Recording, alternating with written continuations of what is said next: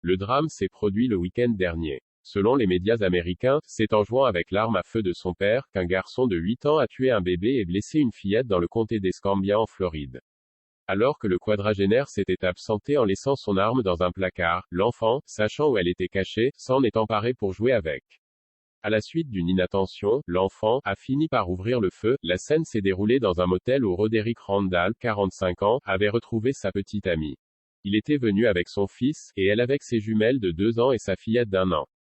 Il s'est absenté un moment, laissant son arme dans un placard, a précisé le shérif d'Escambia, Chip Simmons, lors d'une conférence de presse. Sachant où elle était cachée, son fils s'en est emparé et a commencé à jouer avec.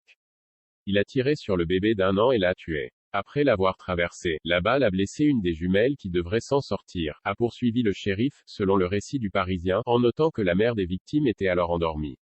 Le site d'information rapporte par la suite que le père est revenu après le drame, et a emporté l'arme et des substances, probablement de la drogue, hors de la chambre, avant l'arrivée de la police.